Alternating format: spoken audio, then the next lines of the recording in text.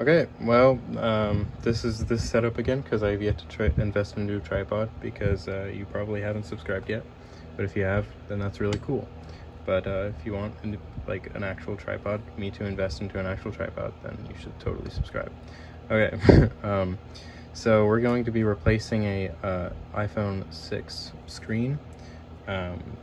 This particular iPhone 6 is a kind of an interesting story because I got this when someone gave it to me because they wanted to fix it when I was a freshman in high school, and so I've just had it laying around and I've never really had the proper tools to fix it.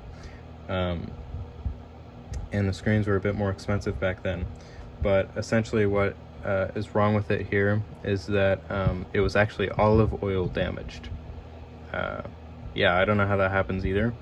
Sounds pretty rough, and I don't know what will be this damage done to it next, like powdered water or something. I have no clue, but so this is what it looks like. The screen is literally coming apart, and just a warning, I have already taken this apart just to see if the internals were messed up in any way, and they don't really seem to be, so that's good. But the screen here is totally messed up, and I'll just show you. Oh yeah, it doesn't even really work half of the time. You can already see those bars forming across the lines. I don't really care if you see my password. Actually, you know what, I'm doing this through the viewfinder, so it's more difficult. You know what, I don't think it even matters because I can't get this thing to work at all half of the time.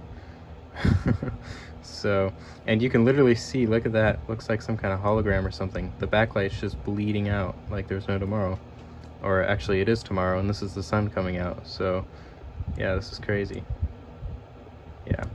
Okay, so we should probably get this off of here. I've already taken off the bottom screws and I've taken off the plate. So let's just use this jerry-rig everything pry tool that he actually gave to me. So yeah, just good to pry this screen off. But what you are going to want to do first is you are going to want to take these bottom screws out, and you're just going to have a pry tool or something to cut the adhesive, to slice the adhesive running down the edges here, and then you're just going to want to pry it up from there. And be careful with it because there are ribbon cables here. So yeah, I'm not being particularly careful with this one, and I'm not setting a good example, but yeah. Okay, so this is what it looks like when you open it up, and the ribbon cable's already exposed because I've already taken off the plate. But what you should see when you open it up is that there is this plate that are protecting the ribbon cables.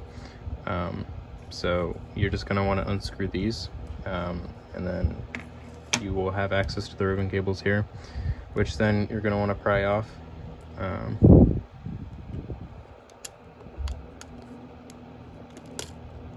Like that. There's one final one. There you go. There is the old screen. And here is the new screen. It just came today. I haven't taken it out of the bag or anything yet. Let's hope that it was just that screen that was faulty and it's not something with the internals, because if it is, then we have a big problem. Yeah.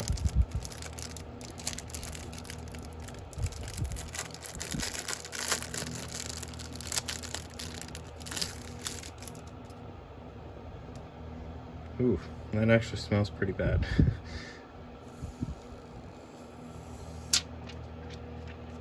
Yeah, that doesn't smell pleasant at all. It smells really weird.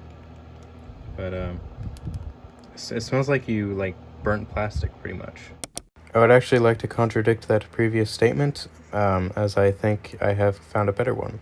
So imagine if you were stranded on that island like SpongeBob, Patrick, and Squidward were, and you had those planes that were coming by constantly dropping off food, and then they dropped off an entire bucket of mulch, and then that mulch you just ran into with jungle trees, and then you just dropped some in like jungle acid, and then it got all over your feet and stuff. Like that's pretty much what it smelled like.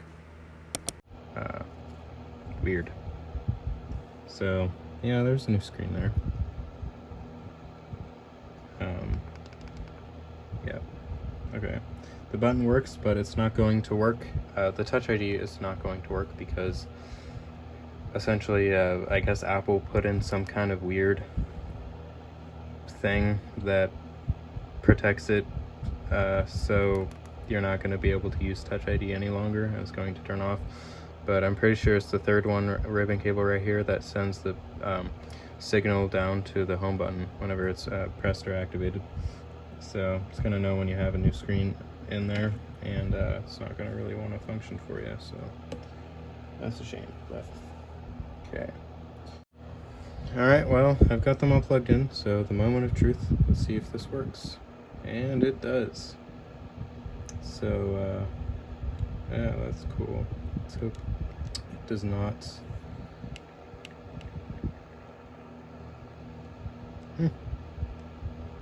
Seems to look pretty good, and I don't see any issues with it yet.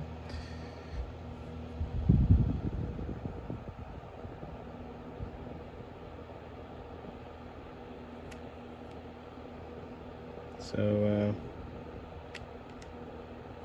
looks like, let's see what the camera looks like. Camera looks like a lot better. Hey, you could see me. Okay. Yep.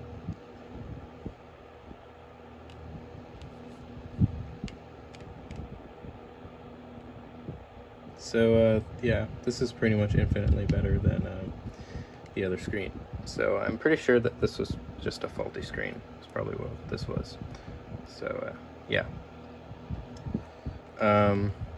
Thanks for watching, and yeah, that's pretty much it. See ya.